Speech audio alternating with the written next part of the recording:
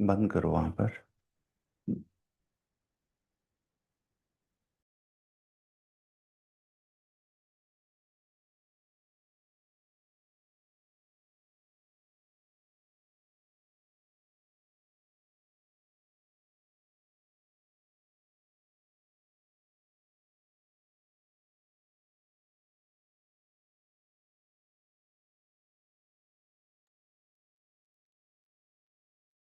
Good evening to one and all.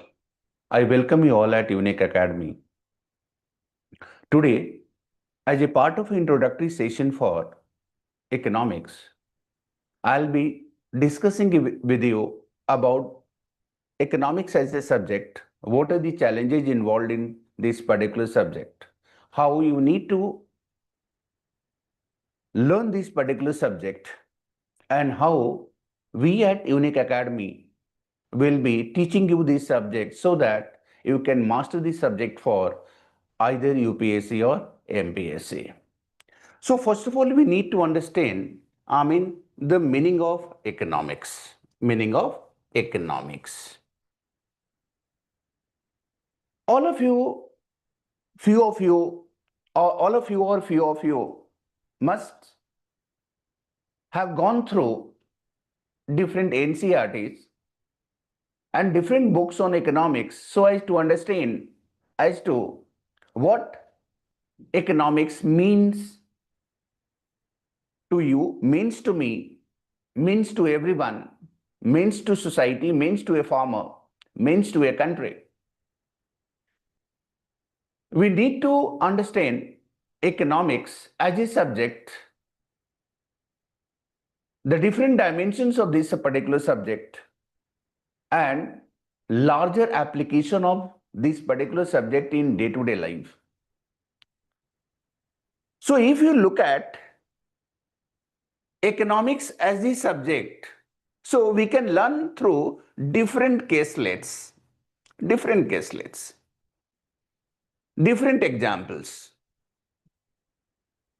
So I'll be emphasizing upon different set of examples, different types of caselets which can help us in understanding the subject better. Let's take an example that you were selecting a particular academy or institute which can help you in preparing for UPSC or MPSC.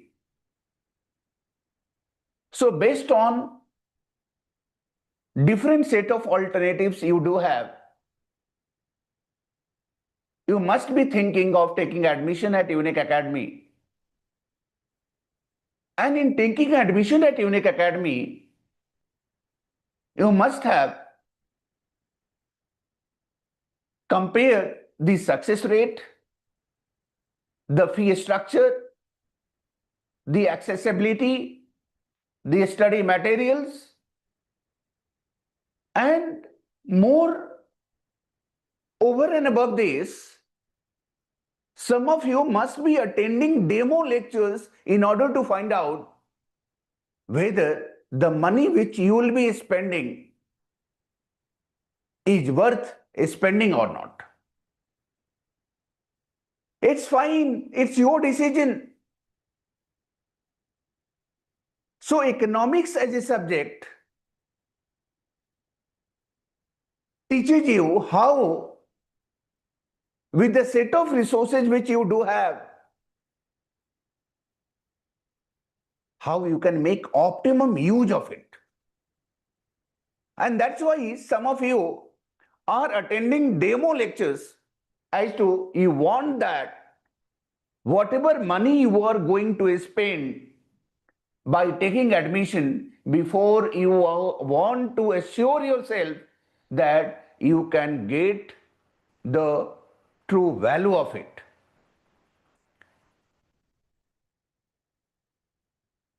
In simple examples, if you go to market to buy vegetables,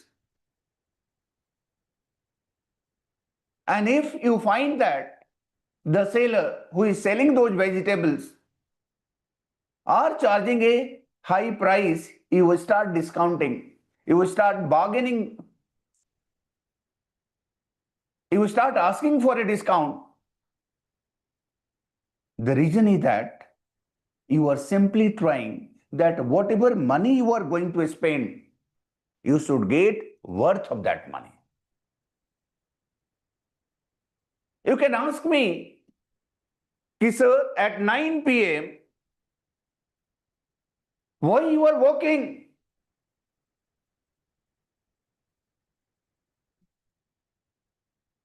You are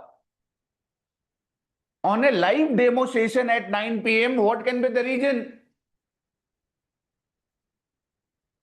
So answer is simple, that I am being paid for this. And if I answer you like this, that I enjoy economics, I enjoy teaching, so my dear friends, that is not the ultimate and sole objective. The ultimate objective is that I am being paid for it. I also want to add on to existing set of resources which I am having.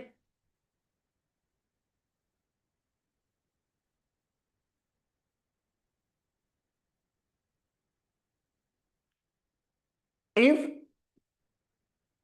you ask a hawker, if you ask a street vendor, if you ask a vegetable seller, if you ask a driver, if you ask your parents even,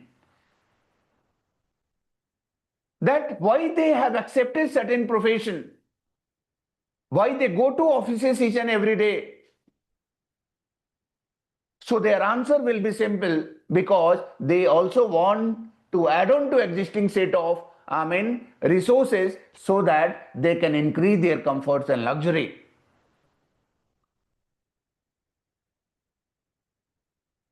And why everyone is doing different set of activities for the same set of objective, and the reason is that each one of us at our level are struggling with something called resources, and these resources are limited with each one of us.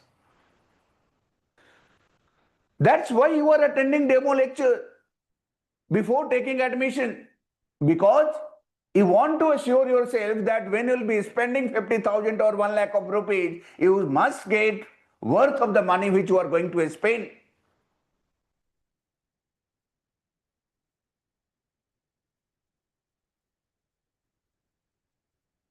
Take different examples, day-to-day examples, and you will find that whether you as an individual household, me as an individual household, the Unique Academy as an organization, India as an economy or India as a country, each one of us at different levels are facing the same challenge, facing the same problem, and that's what is limited resources. So whatever we are trying to do, we are always trying our best to add on to the existing set of resources. If I ask you all, why do you want to do UPSC and MPSC? So my dear students, don't tell me that you are willing to go for social services. That's why you are doing, you are preparing. There can be certain economic objective behind it. You must have analyzed the payoffs when you become an officer selected through, UPSC or MPSC. And that's why you are taking that risks.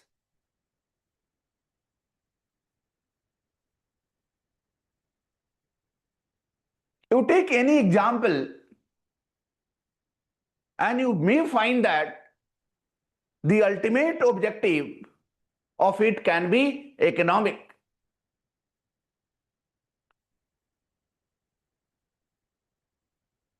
Your marriage decision in the near future will be an economic decision.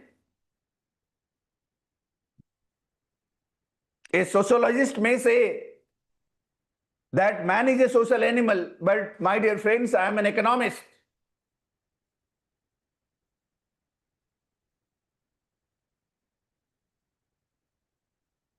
So you can well understand that whether it's a farmer, whether it's a rural labor, whether it's a man, whether it's a woman, whether it's rural or whether it's urban, whether it's consumer, whether it's producer, whether it's me or whether it's you, each one of us are facing the same challenge, and the challenge is of limited resources. But then, with these limited resources, the another set of challenge which we face is of unlimited wants. Unlimited wants.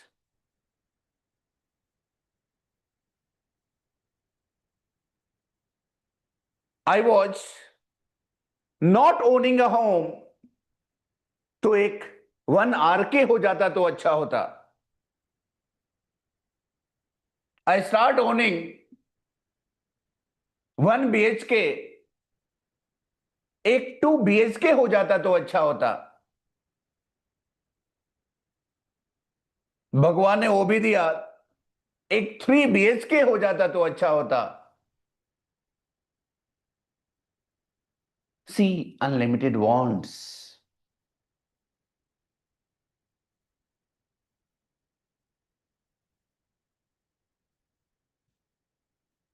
And these wants are never ending.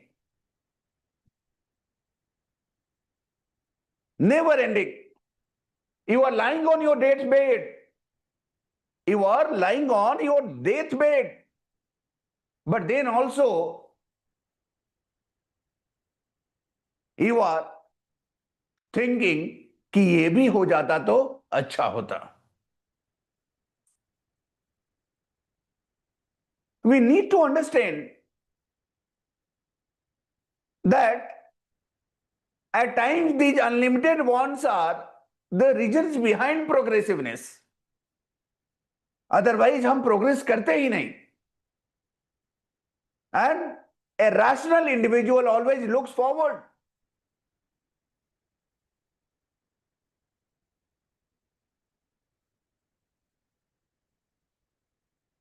So we as an individual, we as an organization, or we as an economy, we do not only face the challenge of limited resources, but the second challenge with us is that each and every time our wants are unlimited only.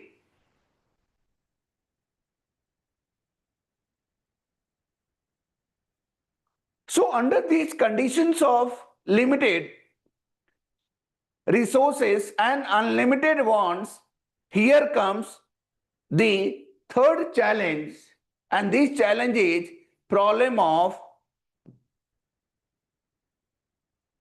choice and making priorities. This is the third challenge.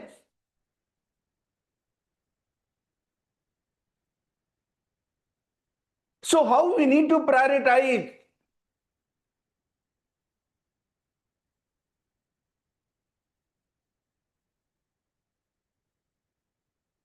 Two wheeler था, 3 wheeler हो जाता तो अच्छा रहता, 4 wheeler हो जाता तो अच्छा रहता, मर्सिडीज BMW हो जाता तो अच्छा रहता. But resources with us are limited. So what we need to do? We need to prioritize. We need to understand that what will be our first priority? Whether at an individual level I look forward to go on a foreign vacation, or whether I spend that money for my child education, whether I need to look after a spending on social function, or whether I shall go for treatment of my old aging parents.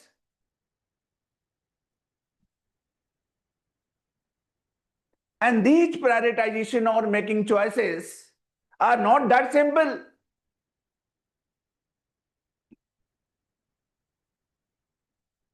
This is always done at the economy or at the country level also. The different set of challenges which our economy is facing.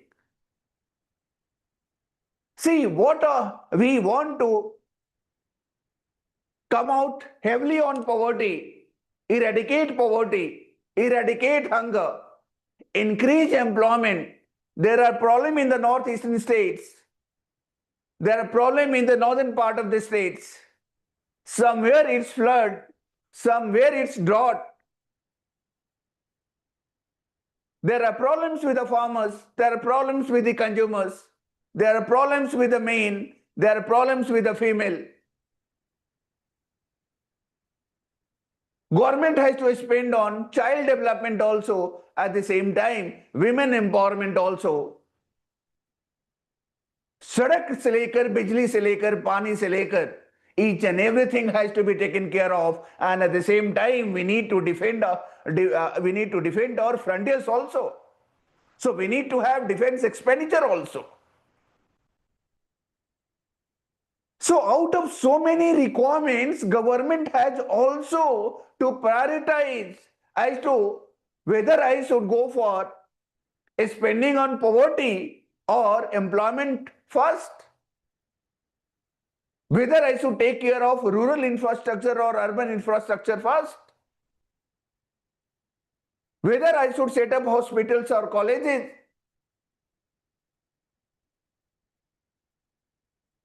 What can we do for our external security? If this year monsoon will be below normal, what impact it will create on the overall agri productivity and overall economy? So what we can do for the farmers in order to increase irrigation infrastructure? Challenges are many. And out of the challenges, when the government monitors its resources, so resources in relation to these unlimited wants or needs always remains limited. So under such situations, what we can do, we always should try to make right choices, right priorities. And do you know that economics as a subject teaches us the same thing as to how rationally we can prioritize, we can make choices so that these unlimited wants can be managed with limited resources.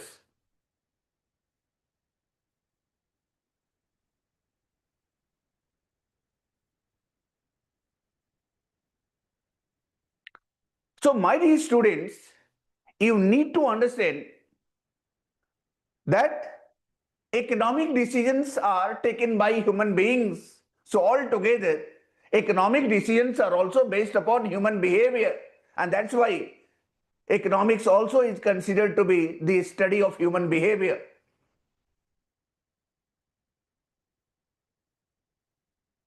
So when resources are limited,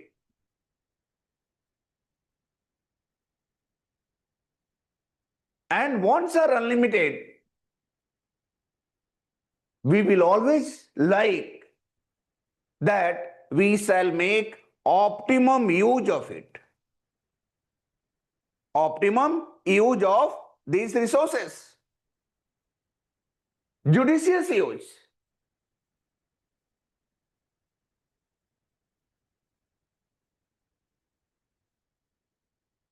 Again, I want to give you 2 to 3 examples in order to explain you all in very simple terms as to what economics is.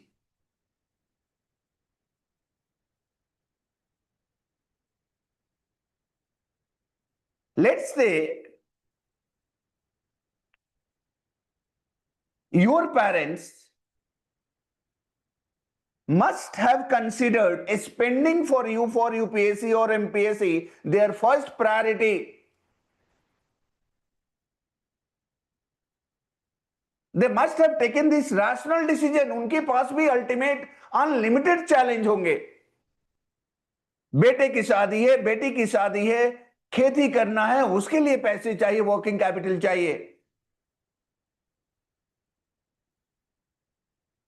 ये social function है, ये वो social function है. There are lot many challenges they also face,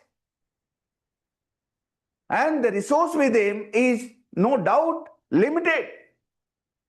So somewhere or the other, when your parents have sponsored you all for UPSC or MPSC, that means out of these unlimited wants or challenges,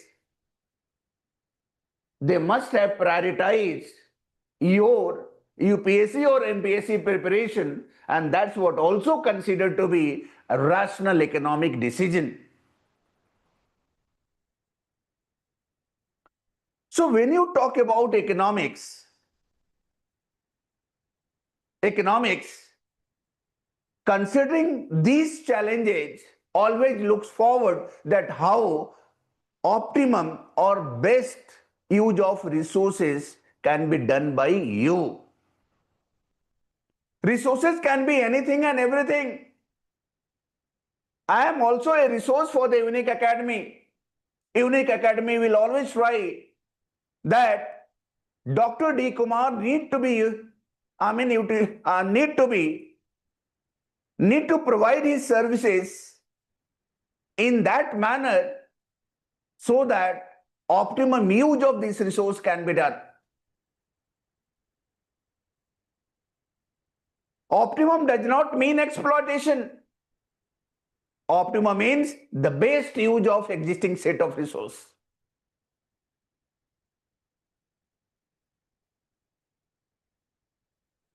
Some of the examples, household examples I want to quote so that, these subject can be simplified to you.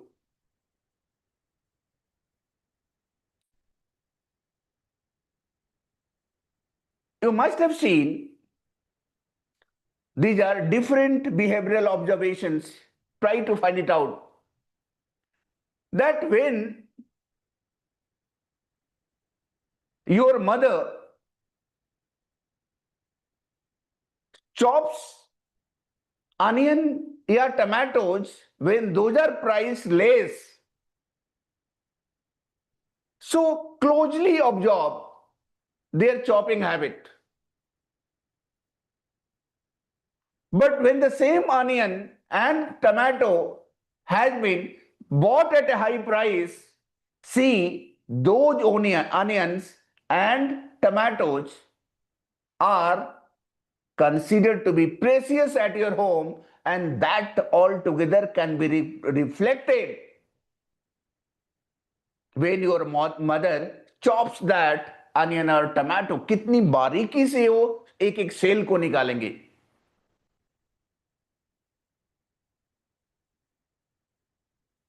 The same commodity, when it was price list, was not taken care of, but when it is priced at 100 rupees per kg or 120 rupees per kg, see the chopping habit, and you can well find it out that this is all because of limited resources.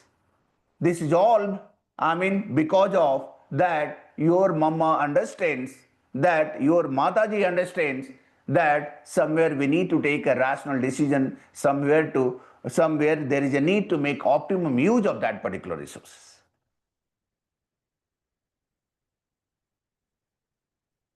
I always say and comment upon this unique human behavior कि when we gift somebody, तो हम लोग gift के packet पर लिखते हैं from and to छोटा लिखेंगे बट फ्रॉम बड़ा लिखेंगे. Why there is need to write from? हम दे रहे हैं दिल से तो दे देना. फ्रॉम लिखने की जरूरत क्या है? So you can well understand what I am referring to. As an economist I will not say कि फ्रॉम नहीं लिखना चाहिए. It's obvious, it's rational that हमने किसी को ऑफर किया, so our expectations will be there. और देखिए, ऐसा होता भी है इन मिडिल क्लास फैमिली कि व्हेन द फेस्टिवल्स और फेस्टिविटीज और फंक्शन इट गेट्स ओवर, रात में पार्लियामेंट्री की जो पार्लियामेंट्री मीटिंग होती है जो आपके घर में, उसमें यही डिस्कस होता है कि किसने क्या दिया. So what can be the reason behind it? As an economics, I will not say that this is wrong. A sociologist can say it. But as an economist, I may not say it. Why? The reason is very simple.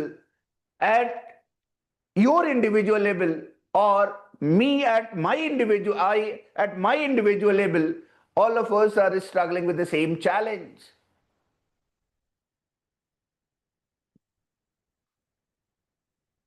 As a consumer, you spend 20 rupees and bought a samosa or vada pav, and you do not find it worth 20 rupees. See, आपका reaction क्या होता है? अगले 2 घंटे तक आपको लगता है कि you have wasted your money. Why, as a consumer, you find that you have not got the worth of the money which you have spent. और 2-4 दोस्तों से उसके बाद जाकर बोलते हो कि यार 20 रुपए का वड़ा पाव खाए यार, कुछ भी बहुत गंदा था. Why you reacted like that?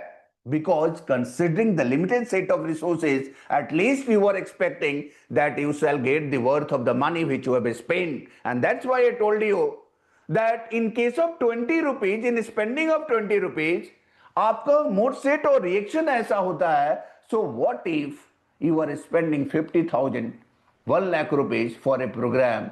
And that's why I told you, so if some of you are attending demo lectures, that's what a rational economic decision.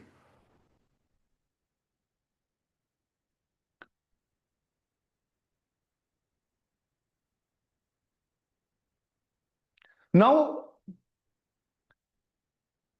as far as this subject is concerned, the second part of my discussion will focus upon as to how you need to study this subject so that subject matter of economics can be simplified.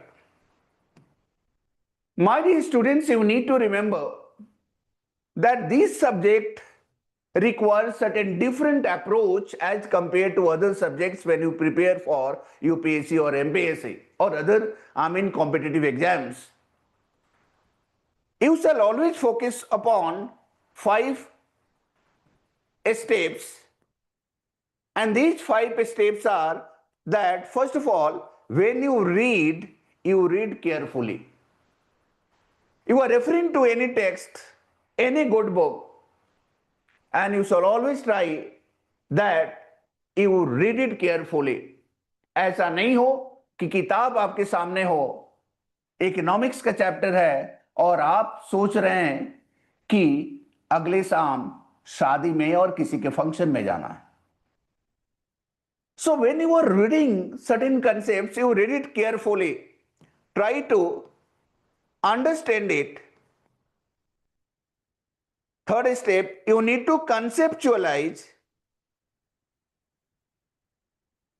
The fourth step, you need to analyze so that you can apply, and then comes interpretation. If you follow these 5 steps, then I am sure that the subject, any subject, matter of economics can be simplified. So while reading, if you have read a particular paragraph, let's say, I'll take one example also, that let's say you are reading about repo rate. As to what do you mean by repo?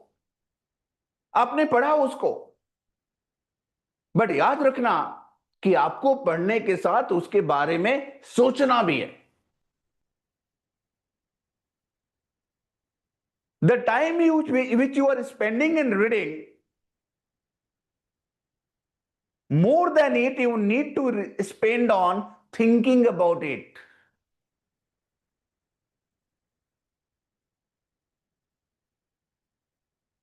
Afterwards, try to understand it as to what do you mean by repo rate. So it's the rate at which RBI lends to scheduled commercial banks backed by government securities as a collateral. So when you are reading this from any text about repo rate, you try to understand in what manner this lending and borrowing takes place. Ask yourself many questions: how it is being done, why it is being done. Don't try to simply absorb what is being written there. Try to question yourself. And if you do not find answers, try to meet a good person who knows economics better. Try to refer good good study material. Once you have understood it and conceptualize it, you try to analyze. And what does analysis says? That what will happen when repo rate will increase? What happens when repo rate will decrease? What impact it will have on rate of interest? See, analysis part. How increase or decrease in rate of interest will be impacting money supply. How increase or decrease in money supply will impact demand. And how increase in or decrease in demand will be impacting price. So, what I'm trying to tell you all, that in economics, simply do not try to absorb the things the way it has been written. Try to question it. Unless and until you will question, you will not be able to understand the depth of that particular concept.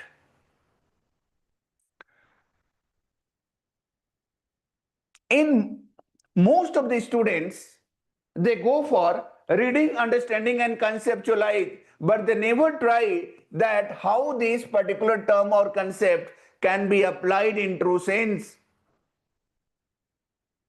And when you do not understand the application part, my dear friends, I can assure you that you will not be performing well either in prelims or mains as far as questions related to economics is concerned. So once again I am telling you, these 5 steps you need to follow in order to make this subject simplified. First of all, you need to read. While reading, after reading, you need to give a thought over it. You need to question yourself. After reading the concept, if you have understand and conceptualize, you need to start applying this. As I told you, that if RBI has increased repo rate or decreased repo rate, and you are trying to understand the impact of this on rate of interest, so you must think that how it is going to impact. In what manner? And if it is going to impact, what will be its impact on consumers? What will be its impact on investors? What will be its impact on common man? How it is going to impact the prices? These questions need to be, questions from yourself. You need to look for answers of all these questions. So the more you'll be thinking about it, the more you'll be questioning yourself as to how this has happened, the better it will be in terms of clarifying the concepts and making the subject simple. So you need to, here as I told you, that if repo rate has been increased or decreased, you need to understand how it will impact the rate of interest, charged by different banks. How it is going to increase or decrease. How this increase or decrease in interest rate will impact money supply. Again, how this increase and decrease in money supply will be impacting increase and decrease in demand. And how this increase and decrease in demand will be impacting the increase and decrease in prices. So, if you follow this particular pattern of studying economics, I am damn sure that this subject can be simplified.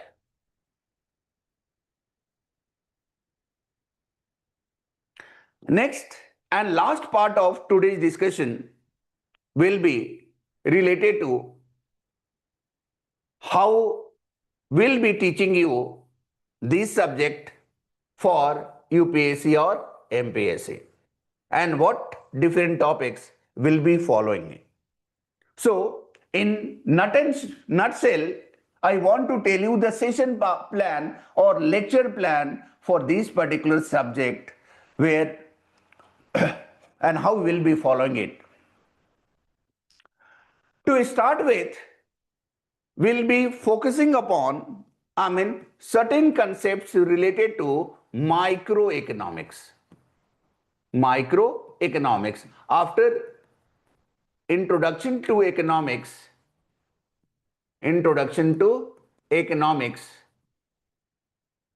discussing syllabus, both pre and mains, for both UPSC and MPSC. This will be the initial 1 or 2 lectures will be talking about again introduction to economics, because I need to explain this particular subject with multidimensional view, and hence I need to teach you these particular subjects or the subject matter of this particular subject, so that you will start thinking about how this subject is impacting you, me, every one of us on day-to-day basis. We'll also be discussing in the initial lectures the contents of the syllabus. Then we'll be referring to microeconomics. See, microeconomics largely is not a part of your syllabus. But my dear friends, in order to understand Indian economy or economics, and in order to make economics simple, you need to have you need to have understanding about microeconomics also. As to what do you mean by individual demand? What do you mean by supply? What do you mean by consumer behavior? What do you mean by producer behavior? What is the objective of consumer? What is the objective of producer? What are the nature of competition? What are the different types of market on the basis of nature of competition? What do you mean by monopoly? What do you mean by perfect competition? What do you mean by oligopoly? What do you mean by duopoly?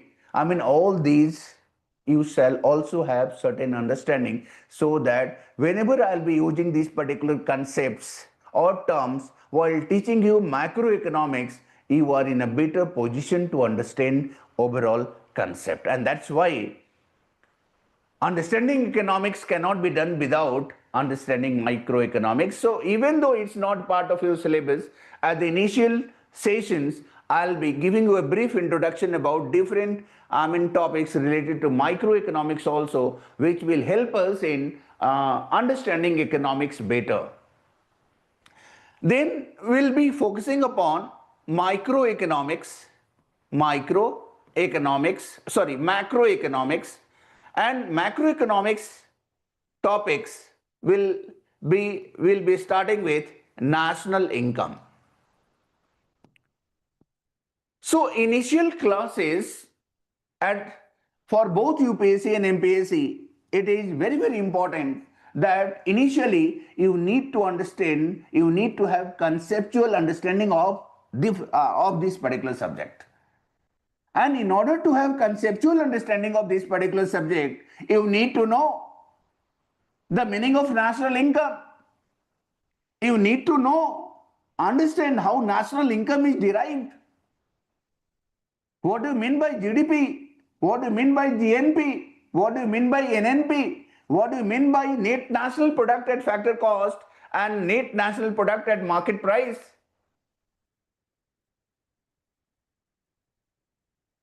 You need to understand different methodologies in calculating national income. You need to clearly differentiate between GDP growth or economic growth and what is the difference between growth and development. Once we are done with national income, in detail, we'll be moving on to price stability, where we'll be talking about, nature of price rise in the country and different dimensions related to inflation. We'll be talking about types of inflation, and along with it, we'll be talking about different forms of inflation also, wherein we'll be talking about, whether it's deflation or disinflation, whether it is stagflation or hyperinflation. These different forms of inflation we'll also be talking. We'll also be talking about how we can measure inflation. How do we measure inflation in India? What do you mean by WPI, CPI? What do you mean by producer price index and other related issues related to inflation? After inflation, we'll be talking about other topics which can be, we can take up money and banking, wherein we'll be talking about what are the different forms of demand for money, what are the different measures of money supply, what are different monetary aggregates, what do you mean by reserve money, what do you mean by narrow money, what do you mean by broad money, what do you mean by M3 or M2 or M4, what are the new monetary and liquidity aggregates recommended by Dr. Y.V. Reddy. All these things we'll be discussing about, and once that is about money will complete, we'll go forward for understanding the Indian banking structure and monetary policy by RBI. After covering this particular topic, we'll be going for public finance. We'll be talking about largely about tax, revenue and expenditure side of the government, and under this, the most important instrument for understanding this will be union budget and its components. So we'll be talking about revenue receipts, we'll be talking about capital receipts, and we'll also be talking about different type of deficits, whether it's revenue deficits or whether it's primary deficits or fiscal deficit. We also need to understand public debt. In the recent days, you must have seen that external debt of the country has increased. What does it mean to us? How it is going to impact in the near future?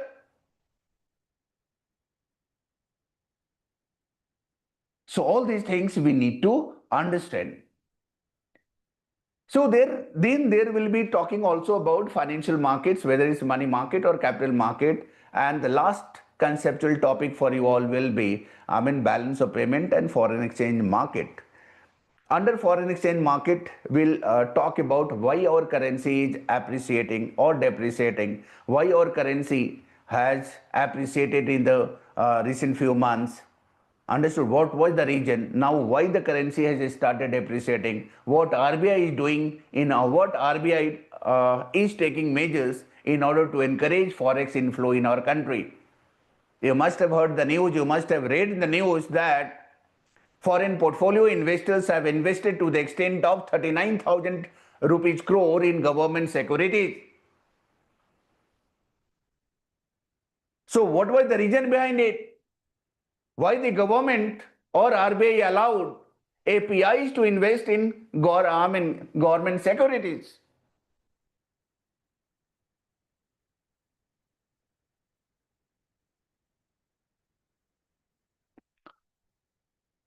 So all these things we'll be talking about under balance of payment and foreign exchange market. There are other issues also which uh, I may not be able to tell you all considering the time constraint. But then when the regular class or regular lectures or sessions will start, you can well understand the comprehensive nature of each and every topic depending upon the requirements of UPSC and MPSC. My dear students who are MPSC aspirants, I must tell you that there will be separate classes for you also, considering that few requirements of MPSC are different in nature. So considering the subject matter of economics, few additional sessions or separate sessions, separate lectures also will be taken for you, so that you are updated with economy related to Maharashtra and other variables which directly or indirectly impact overall macroeconomics of state of Maharashtra. Once that is done, then we'll switch over to GS3 subject matter for the mains, and where we'll be discussing about inclusive growth and different issues arising about it. We'll also be talking about different international institutions. What is the role of WTO in today's geopolitical or global world? What is the role today?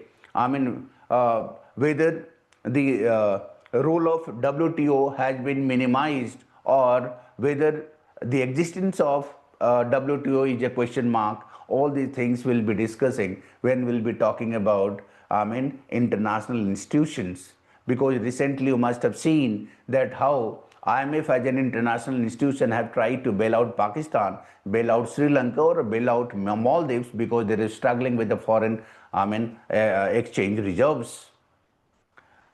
Similarly, we'll also be talking about World Bank.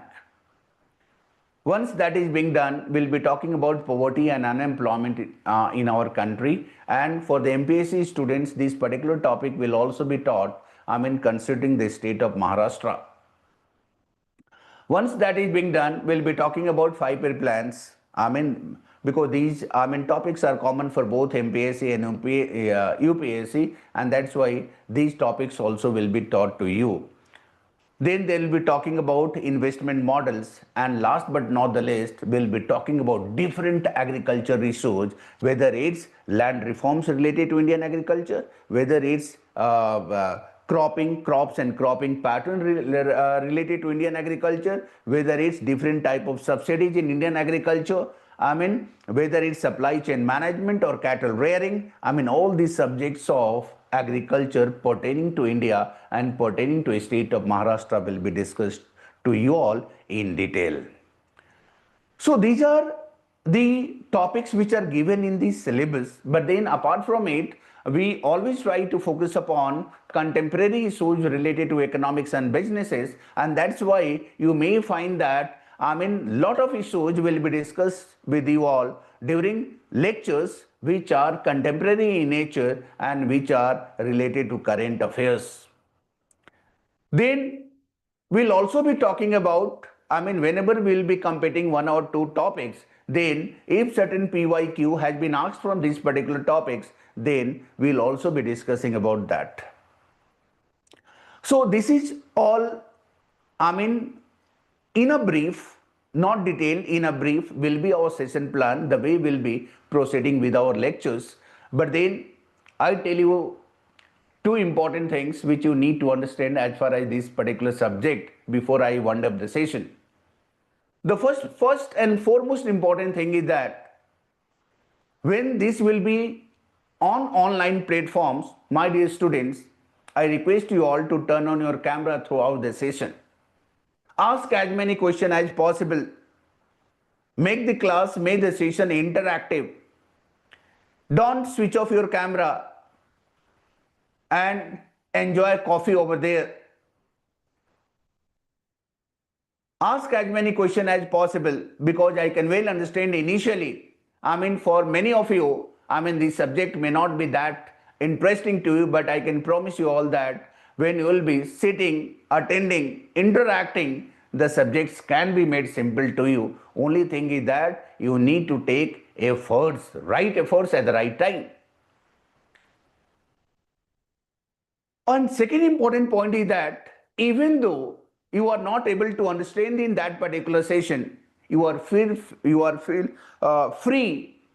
or you feel free to ask us through different mediums, contact us through different mediums, so that at any point of time we can clarify your doubts. So that's what in a brief was part of this particular session. So whenever we'll be starting our regular sessions, I'll be discussing you this particular subject in detail. Till then, thank you so much. God bless you all and good night. Thank you so much.